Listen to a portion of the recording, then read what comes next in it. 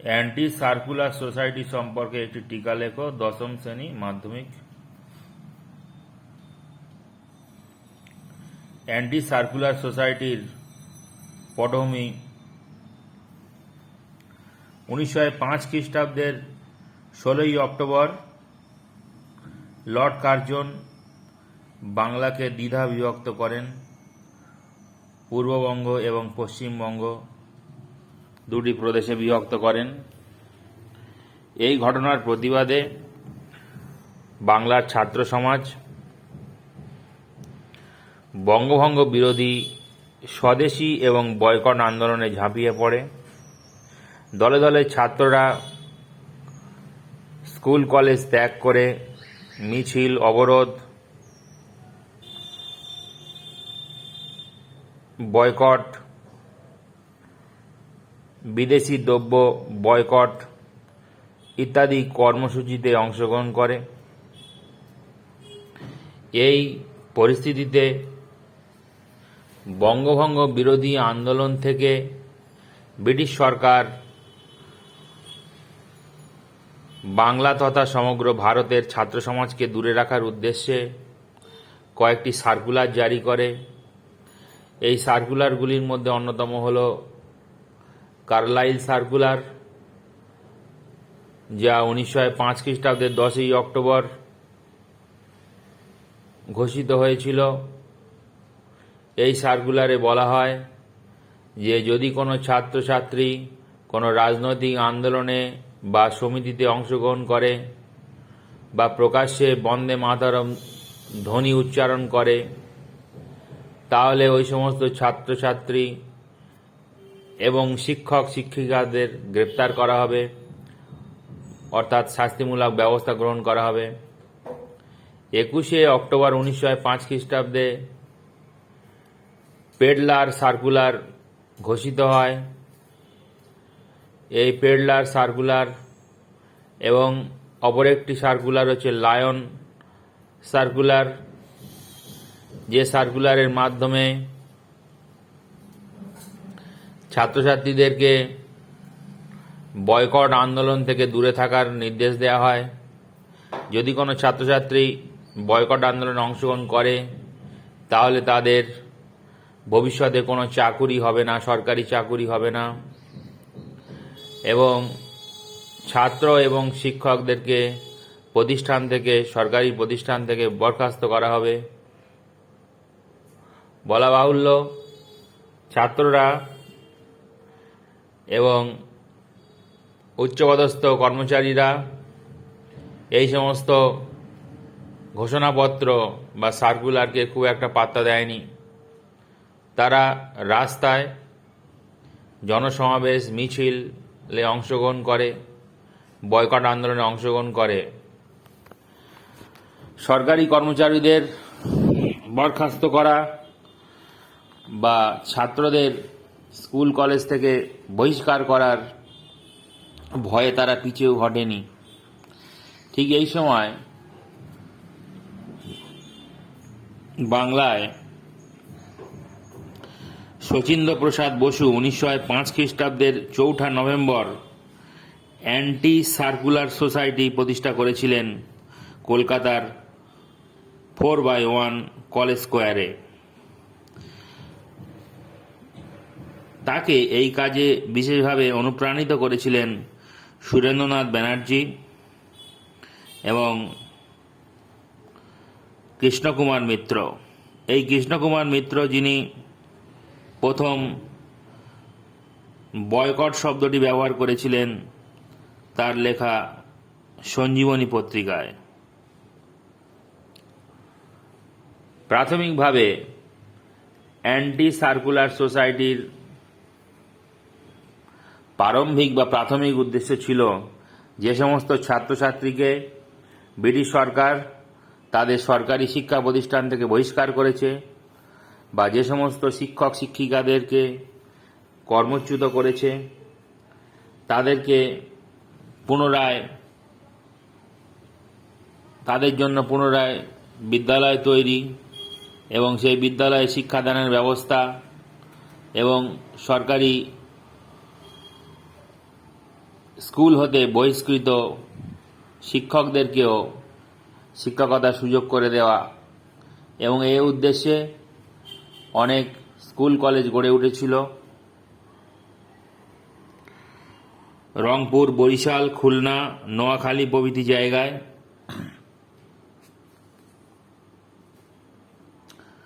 শচীন্দ্রনাথ বসু একমাত্র উদ্দেশ্য ছিল বন্দে মাতরম ধ্বনিকে জাগ্রত করা।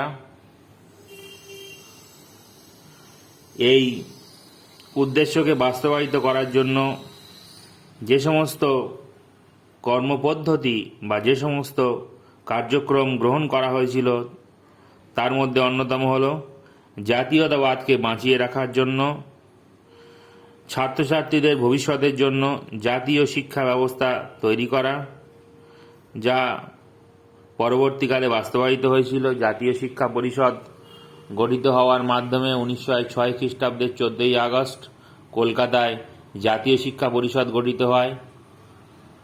দ্বিতীয় যে উদ্দেশ্য ছিল তা হচ্ছে বঙ্গভঙ্গের বিরুদ্ধে স্বদেশী শিক্ষা ব্যবস্থাকে গড়ে তোলা এবং স্বদেশী শিক্ষা ব্যবস্থাকে গড়ে তোলার জন্য বেশ কিছু স্কুল কলেজ গড়ে তোলা হয়, যার মধ্যে অন্যতম হল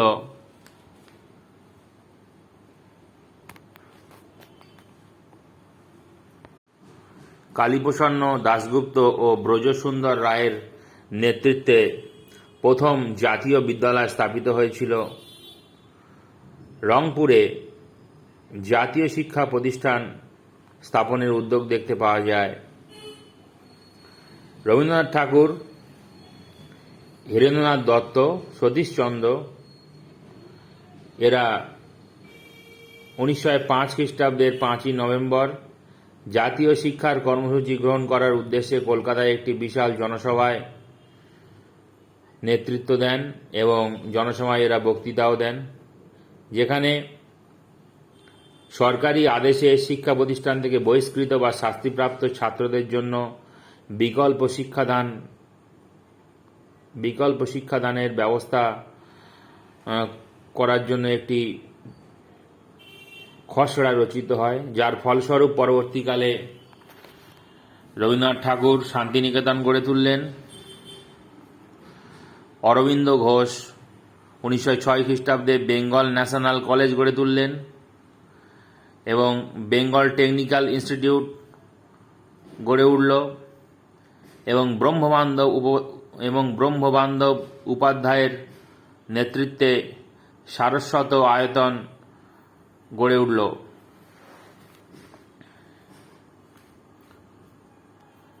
তারকনাথ পালিতের উদ্যোগে শিক্ষা প্রতিষ্ঠান গড়ে ওঠে, যা AITUC। তারকনাথ পালিতের নেতৃত্বে যে শিক্ষা প্রতিষ্ঠান গড়ে উঠেছিল তার নাম হল IACS, অর্থাৎ Indian association for the cultivation of science. যাই হোক, এই অ্যান্টি সার্কুলার সোসাইটি, যেটি শচীন্দ্র কুমার বসু বা শচীন্দ্র প্রসাদ বসুর নেতৃত্বে গড়ে উঠেছিল, এর উদ্দেশ্য হল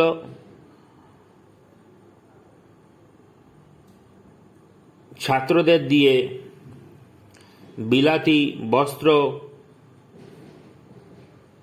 ধ্বংস করা এবং তার পরিবর্তে স্বদেশী বস্ত্র উৎপাদনকে তৈরি করা এবং ঘরে ঘরে স্বদেশী বস্ত্র বিক্রি করা, সর্বত্র পিকেটিং এবং বিদেশি বস্ত্র, বিদেশি পণ্য সামগ্রীর বিরুদ্ধে অবরোধ গড়ে তোলা ছিল এর মূল উদ্দেশ্য।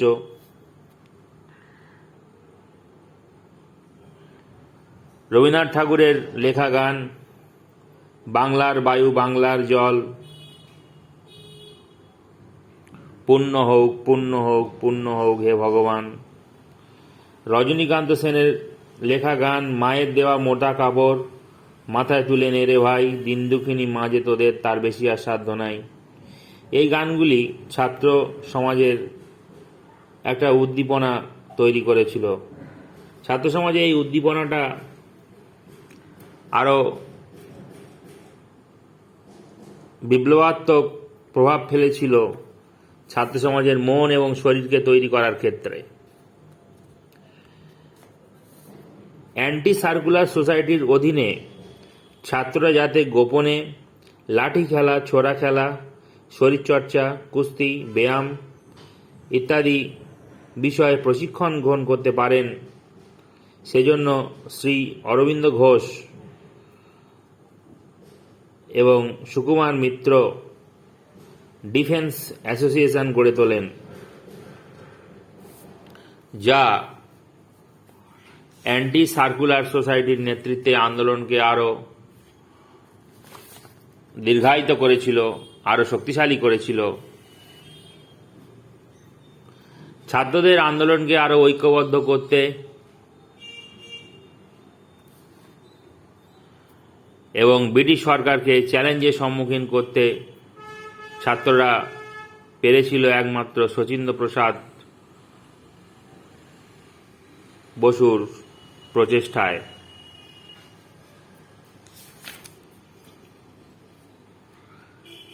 বঙ্গভঙ্গ বিরোধী আন্দোলন সফলতা লাভ করে এবং এই আন্দোলন ধীরে ধীরে বিপ্লবাত্মক আন্দোলন বা সরকার বিরোধী আন্দোলনে পরিণত হয় এবং দেশের একটা সার্বিক পরিবর্তন হয়। সেই পরিবর্তনটা হলো স্বদেশী আয়ন, অর্থাৎ স্বদেশী বিপ্লব ঘটে। বিদেশি দ্রব্যের বয়কট এবং স্বদেশী দ্রব্যের আনয়ন শচীন্দ্র প্রসাদ বসুর নেতৃত্বেই হয়েছিল। অ্যান্টি সার্কুলার সোসাইটি ভারতবর্ষে শিক্ষা, শিল্প, ছোট ছোট শিল্প গড়ে তোলার ক্ষেত্রে বিশেষ ভূমিকা গ্রহণ করেছিল। তার যে প্রারম্ভিক প্রয়াস, এই প্রয়াসের ওপর ভিত্তি করে পরবর্তীকালে বিভিন্ন কারখানা গড়ে ওঠে। এগুলি হলো বেঙ্গল কেমিক্যাল ফ্যাক্টরি, যা প্রতিষ্ঠা করেছিলেন আচার্য প্রফুল্লচন্দ্র রয়। এছাড়া অশ্বিনী কুমার দত্ত বরিশালে স্বদেশ বান্ধব সমিতি গড়ে তোলেন, যা ভারতবর্ষে একটি ব্রিটিশ বিরোধী আন্দোলনকে ঐক্যবদ্ধ করেছিল, জনগণের মধ্যে একটা বিপ্লবাত্মক ভাবনা গড়ে তুলেছিল। এই সময় বিভিন্ন তাঁত শিল্প, সাবান কারখানা, দেশলাই কারখানা, বিভিন্ন বস্ত্র কারখানা ইত্যাদি গড়ে উঠেছিল, যেগুলো ছিল স্বদেশী বিপ্লব।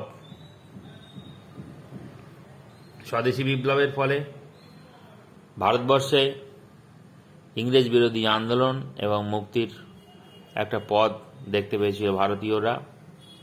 কিন্তু এর শুরুটা করেছিলেন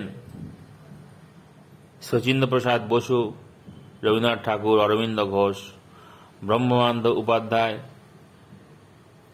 সতীশচন্দ্র, যিনি ডন সোসাইটি তৈরি করেন। এদের প্রয়াসেই বাঙালিরাই প্রথম স্বনির্ভর অর্থাৎ আত্মনির্ভর এবং আত্মশক্তির বিকাশ ঘটিয়েছিল। তাই অ্যান্টি সার্কুলার সোসাইটি হল বাঙালির তথা সমগ্র ভারতীয়ের জন্য একটা আত্মশক্তির বিকাশ বা আত্মনির্ভরতা বা স্বয়ং সম্পূর্ণতার একটা পথ, যেটা বাংলা থেকে উঠে এসেছিল এবং ব্রিটিশ বিরোধিতাকে কেন্দ্র করেই এই প্রয়াস পরিলক্ষিত হয়েছিল। নোটটি এখানেই শেষ হলো।